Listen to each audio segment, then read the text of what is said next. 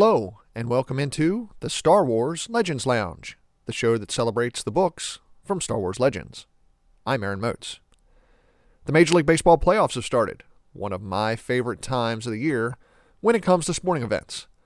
And the first week has already been riveting, even though my beloved Baltimore Orioles did not make the playoffs this year. But still, it was a fantastic season. Next year can't get here quickly enough for the O's. But you don't want to hear me talk about the Mariners and Astros or anyone else in the playoffs. There's plenty of other shows you can download for that. You want to hear about today's book. It's The Force Unleashed 2 by Sean Williams, the follow-up to the very successful Force Unleashed video game and multimedia campaign. Starkiller lives, maybe? And he's searching for Juno and his former master, Darth Vader. It's a story of action, adventure, and a little bit of romance. And it's coming up in just a few minutes. But first, it's listener question time. I have 2 questions today. The first email comes from listener Jeff, the Chip Man. Jeff says, "Hi Aaron, I'm a new listener, only discovering your podcast maybe a month ago, and have binged the entire catalog in about 2 weeks. I read the Darth Bane trilogy maybe 6 months ago and was a real page-turner. Easily my favorite trilogy I've read in a very long time. I'm currently halfway through Darth Plagueis and am planning the next few Legends books on my list because of your podcast. I'd love to hear about the Jedi Apprentice series of young adult books, if you have the time. The first book of that series was my very first Star Wars book, I think when I was 9 or 10, and haven't read any of them since. Thanks, and take care." Well, thank you very much for the email, Jeff. And thank you very much for the kind words about the show. I hope you're able to finish the Darth Plagueis novel. If you have, send me an email. Give me your thoughts. Did you like it? Are there parts you didn't work for you? Let me know. And tell me the other Legends books on your reading list. If you'd like some suggestions, let me know. Now, to your question. You are not the first person that has asked me about the Jedi Apprentice series. For the listeners who may not know what they are, Jedi Apprentice is a series of 18 young reader books about the adventures of Qui-Gon Jinn and Obi-Wan Kenobi before the events of The Phantom Menace. And I'll be honest, Jeff, I've never read any of them, and I was not planning on reading them for the podcast. I was 22 years old when the first Jedi Apprentice book was published. They weren't in my age range. And, as I've said on the show before, I'm not really a fan of the prequels, and I'm still not, although I have gained a better appreciation for those movies. There are some good parts in them.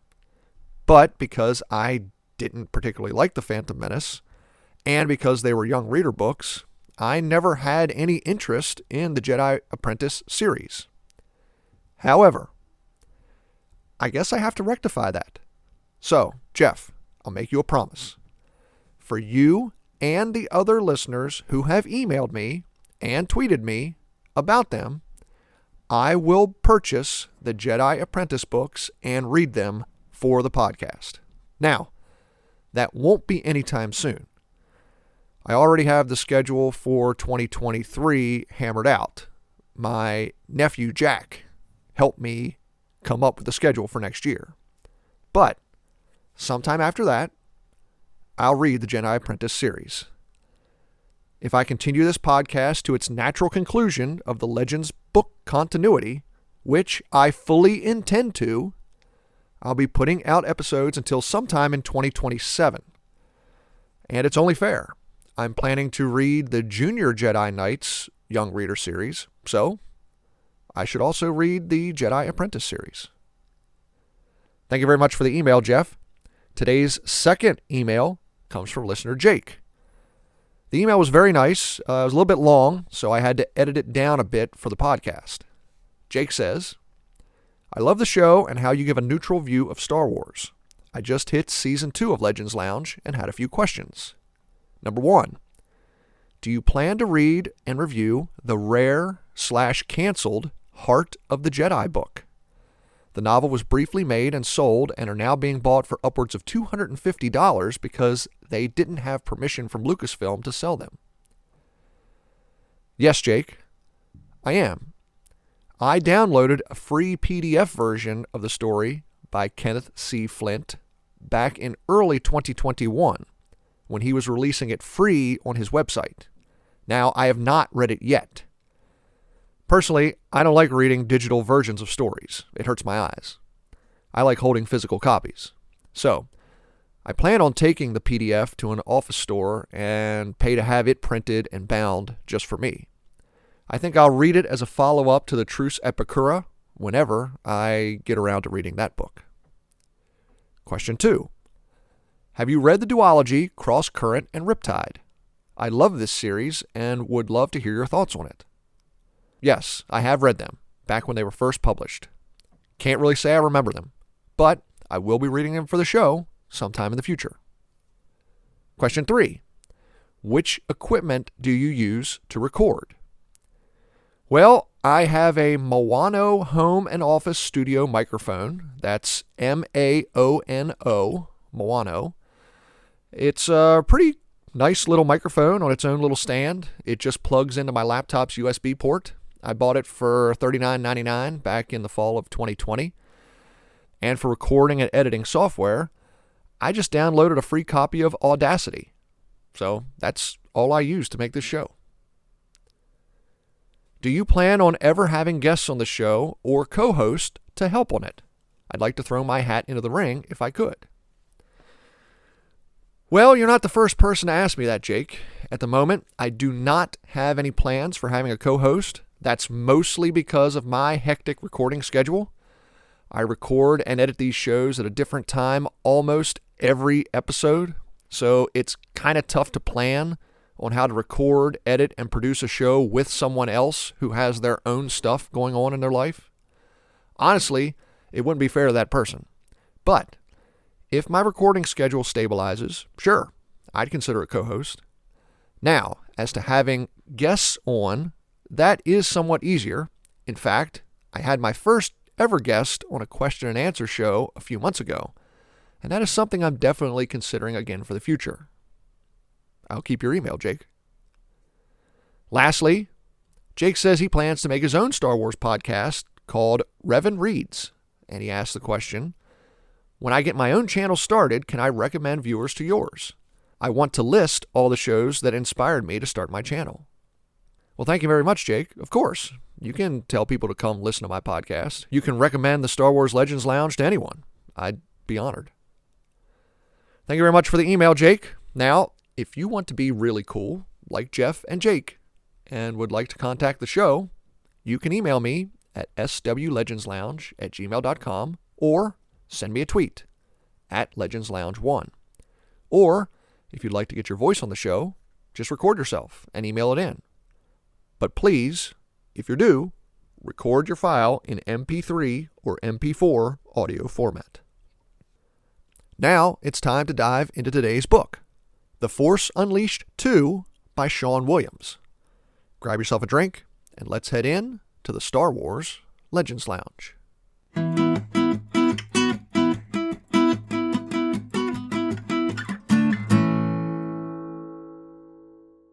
Once again, today's book synopsis is going to be a little shorter, as the story is mostly just a retelling of the second video game. But as a novel, I think this one flowed a little better than the first book. Still, you're just basically reading the video game. Anyway, the story begins on Kamino, where a young man has been in a cell for 13 days. Darth Vader tells the man he's a clone of Starkiller, the Dark Lord's apprentice, who died on the Death Star more than a year ago. Vader hands Starkiller a pair of red lightsabers and orders several training droids to attack. The droids assume the identities of different members of the rebellion. Starkiller hacks and slashes through the droids until only one remains, a droid that looks familiar. It's a mysterious woman that Starkiller cannot bring himself to kill. Vader tells him it's Juno Eclipse, a woman important to the original Starkiller. The Dark Lord calls the clone a failure and must be eliminated. But Starkiller blasts Vader with Force Lightning and escapes the cell. He fights through squads of stormtroopers, breaks into a fighter hangar, steals a ship, and flees the planet. On Cato Nemoidia, Juno leads a small rebel fleet in support of the Jedi General Rom Kota. The goal is to steal intelligence, but Kota goes rogue and tries to capture Baron Tarko, the head of Imperial forces in the sector. Kota's ground forces are overwhelmed. He orders Juno and the fleet to return to the main fleet and deliver the intelligence to Senator Bail Organa. Juno sweeps in to try to save General Kota, but the Jedi disappears in an explosion before she can reach the planet. In hyperspace, Starkiller gets a vision of Kota and heads to Cato Nemoidia. When he arrives in the system, Baron Tarko mistakenly believes it's Darth Vader and allows the ship to land. When Starkiller emerges from the fighter, Tarko realizes his mistake and orders his troops to stop the young man. Starkiller fights through the troops and chases Tarko through the city. Along the way, Starkiller destroys more troops, Imperial walkers, and war droids. He chases Baron Tarko to the city's arena, where he finds General Kota. As Starkiller frees the Jedi, Tarko orders his assistant to release the Gorog, a nasty, vicious creature, more than twice the size of a Rancor. The Gorog roars and swings its immense claws at the two humans. Starkiller dodges and races up the Gorog's arms, leaping onto the creature's huge head. He stabs down with his lightsabers. The Gorog lets out a huge roar and flings Starkiller across the arena. The creature then spots Kota and grabs the Jedi, when suddenly the floor of the arena opens up, dropping Kota and the Gorog through the hole into a deep chasm. Starkiller dives after them, using the Force to fall faster. He reaches the Gorog and uses the Force to blast the creature in the chest. The creature lets go of Kota, and the rogue Shadow suddenly swoops in and saves the two falling Jedi, while the Gorog plummets to the bottom of the Great Pit. On the ship, Kota asks how Starkiller is still alive. "I'm not," Starkiller says. "At least, I'm not the man you knew. I'm his clone." When he tells Kota about Vader's cloning facility on Kamino, the Jedi says it's the perfect spot for another strike against the Empire.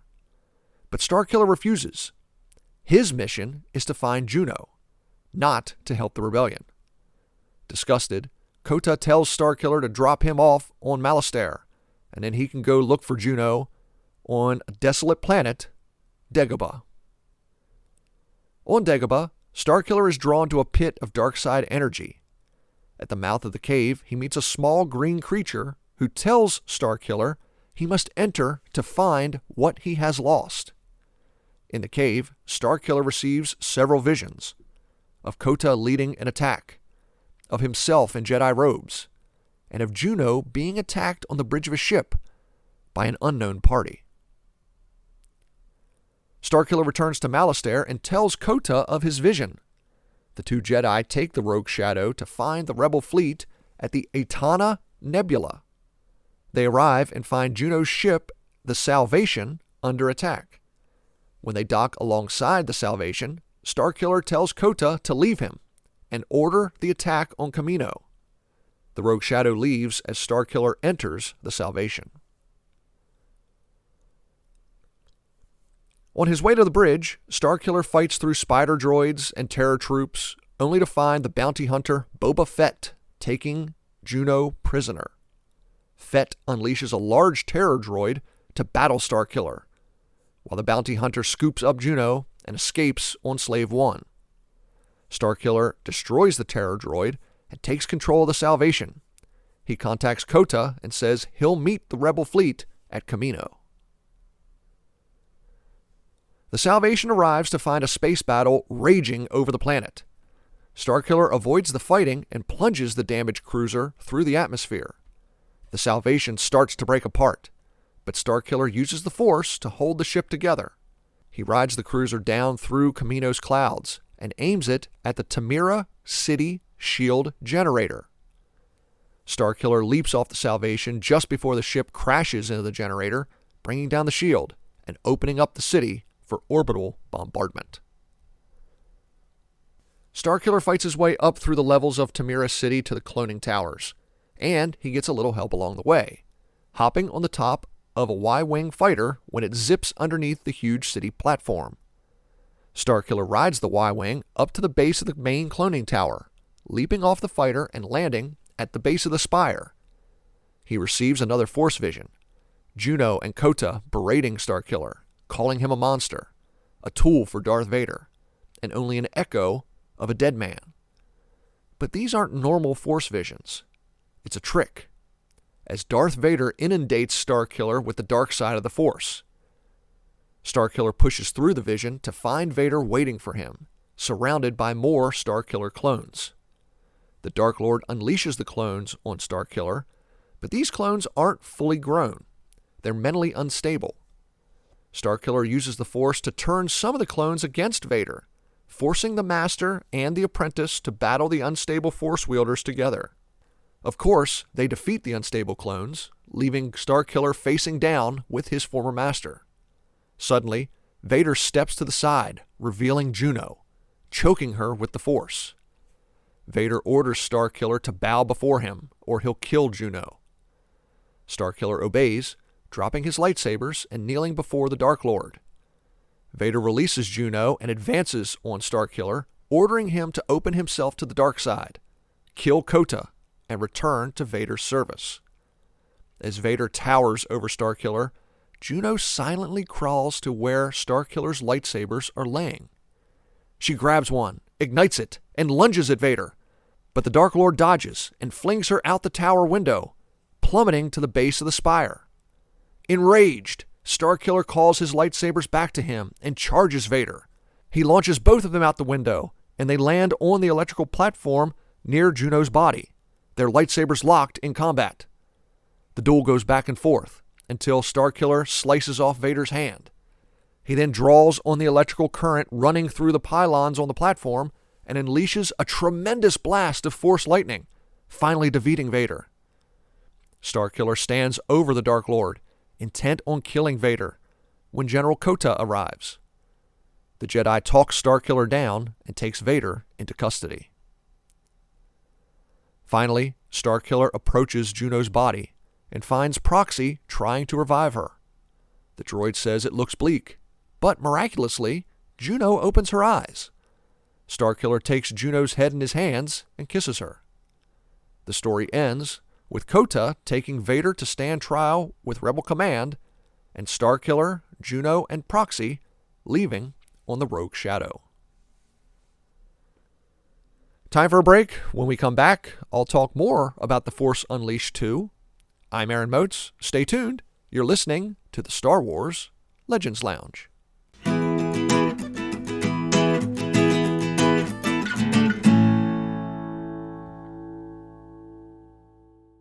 Thanks for listening to the Star Wars Legends Lounge, where we celebrate the books from Star Wars Legends. But allow me to suggest a book from Star Wars canon.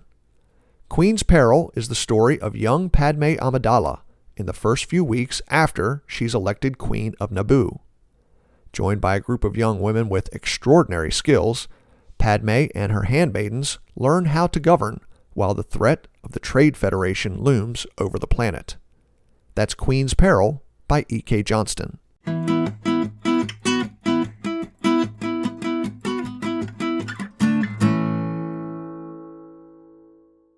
Welcome back to the Star Wars Legends Lounge, the show that celebrates the books from Star Wars Legends. I'm Aaron Moats, and today's book is The Force Unleashed 2 by Sean Williams, the sequel to The Force Unleashed from 2008. I think you guys can kind of tell by my synopsis and what I've generally said about the fact that I never really played that many Star Wars video games, that these two books weren't really my cup of tea. I will say, I think the second book, The Force Unleashed 2, works slightly better as a novel than The Force Unleashed did. I think the author, Sean Williams, did a better job of forming the narrative the way that a reader would typically think a novel flowed. However, it definitely wasn't perfect. You could tell at times that you were simply being told a fancified version of how the video game level was supposed to play out.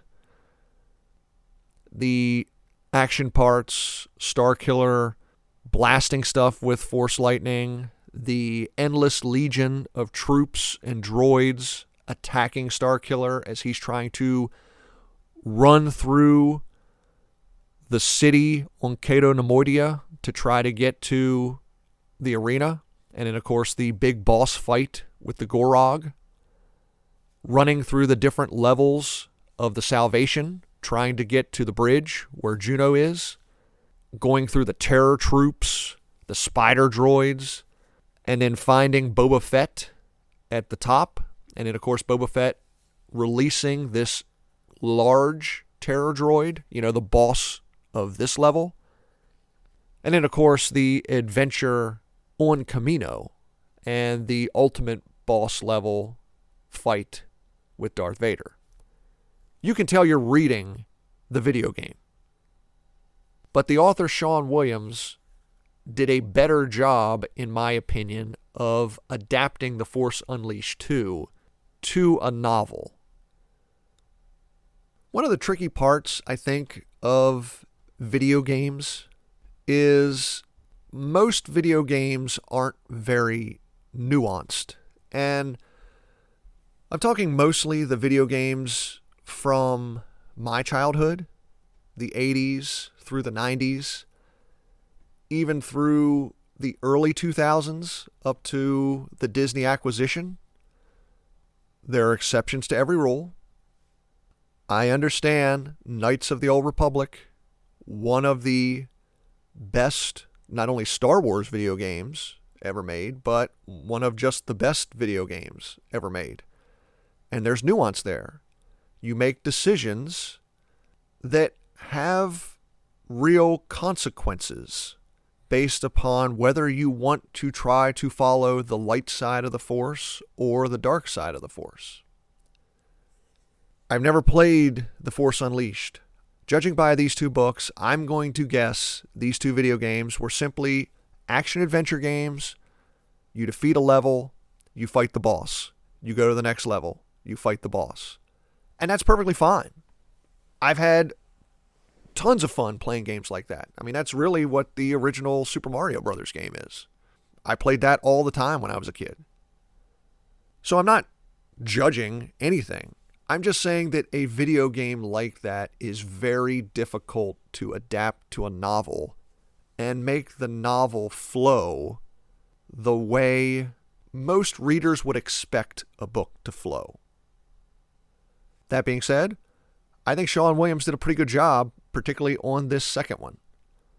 There are a handful of passages where we get discussions between Starkiller and Kota, or we get some of Juno's inner thoughts. And I think that's honestly the best parts of both novels. Juno's thoughts about Starkiller, her thoughts in the first book about her service to the Empire, and then, of course, when she and Starkiller defect and join the Rebel Alliance, her thoughts about the Rebel Alliance and her place in it. Those are the most interesting parts in both stories. Honestly, I would like more stories like that going forward.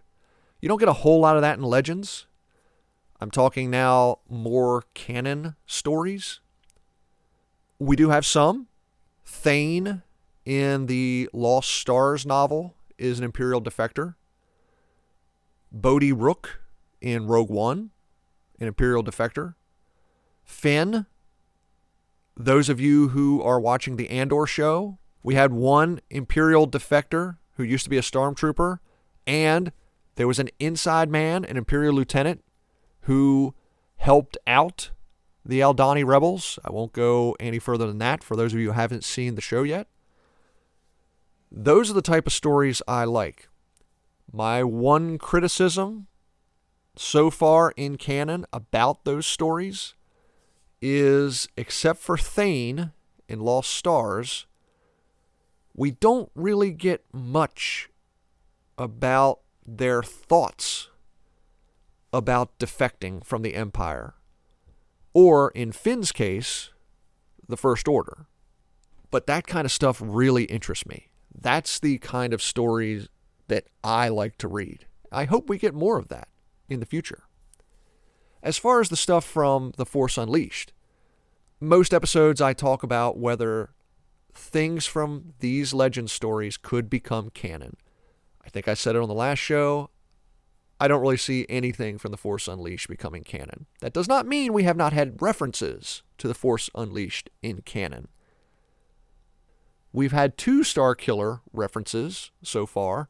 The first, Starkiller base in The Force Awakens. Now, of course, that was an homage to Luke Skywalker's original name in George Lucas's first drafts of the saga, Luke Starkiller. But, again, for those of you who are watching Andor, in Luthen's antique shop, we see a suit of armor that looks very much like Starkiller's armor in the Force Unleashed video games. When you watch the show, it's technically called Sith armor, but it looks almost exactly like the pictures I've seen of Starkiller's armor. So for me, it's nice that those little Easter eggs are put out there for fans of The Force Unleashed. Hopefully we will get more of those references in the future. So we're getting close to the end of the show, but first we have another Starfighter Squadron. This one comes from Wesley Campbell, who wrote a very nice email about Darth Revan and the Knights of the Old Republic video game. I'm going to save the email, Wesley, until I talk about the Revan book in early November, but Wes attached his ideal Starfighter Squadron. It's filled with mercenaries, smugglers, bounty hunters, and pirates. So, without further ado, here is Payout Squadron.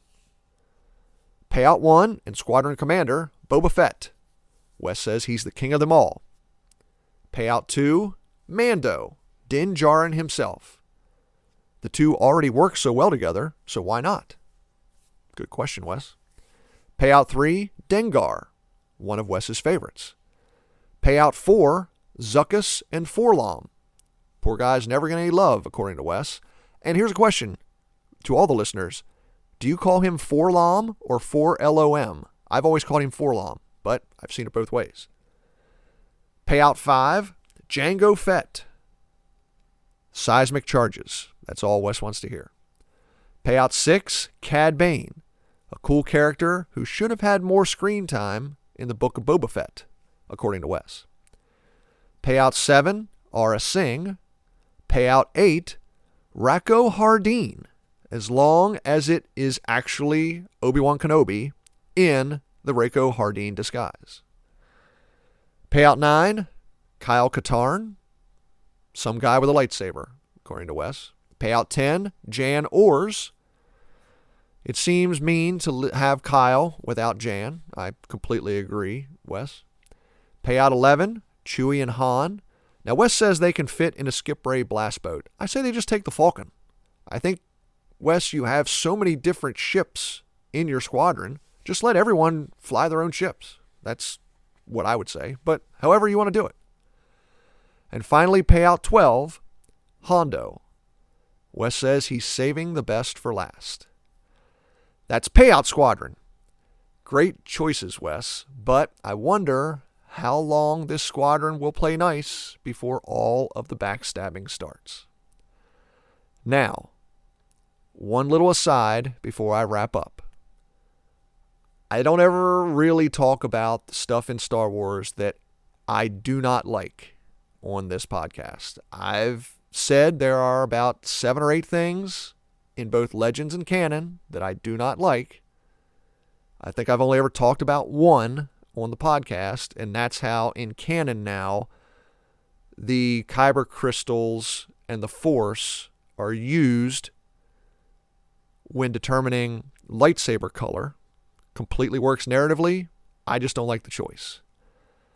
And Wes, in your Payout Squadron, you hit on a second thing that I just really do not like in Star Wars. And it's funny because payout 12, Hondo Anaka, you said you saved the best for last. I do not like Hondo. I never have. Particularly his depiction in Rebels. Didn't really like him in the Clone Wars, but I thought his depiction there was a little better. His depiction in Rebels, Hondo's just not for me. And I know he's going to pop up in live action in one of these shows here soon. I don't think it's going to be in the Ahsoka show. I think most likely it's going to be in this Skeleton Crew show that comes after that.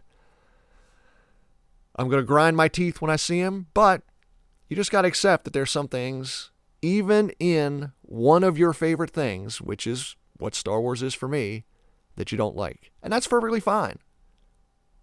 I actually like the fact that some people like things that I don't like. And I'm coming from a guy who unironically likes the Crystal Star in Legends. And all of you Legends fans out there that have read it, I know that's always up there when people talk about the worst books in Star Wars they've ever read. Doesn't matter. I like the book. And Wes, you go ahead and like Hondo all you want. It does not matter what I say. You love Hondo with all your heart. Now it's time to wrap up. If you have a question or comment for the show, email me at swlegendslounge@gmail.com or send me a tweet at legendslounge1. Heck, Wes, email me back. Tell me why I'm wrong about Hondo. I don't care. I just like the interaction. If you want to get your voice on the show, record your own audio file and email it in. Just record it in MP3 or MP4 audio format. And keep sending me your Star Wars fighter character Starfighter squadrons or your fantasy dieball teams. I still want someone to send in their favorite Star Wars road trip buddies. Who's in charge of the map? Who brings the snacks? And most importantly, who's in charge of the radio? Come on, people, let me know. Your ultimate Star Wars road trip. I want to hear from you. Now, coming up on the next episode, it's something a little different for Halloween season. Death Troopers by Joe Schreiber, a horror story set in the time just before the events of A New Hope. Once again, thank you so much for listening to the Star Wars Legends Lounge. I'm Aaron Moats. May the Force be with you. And remember, there's always a bit of truth in Legends.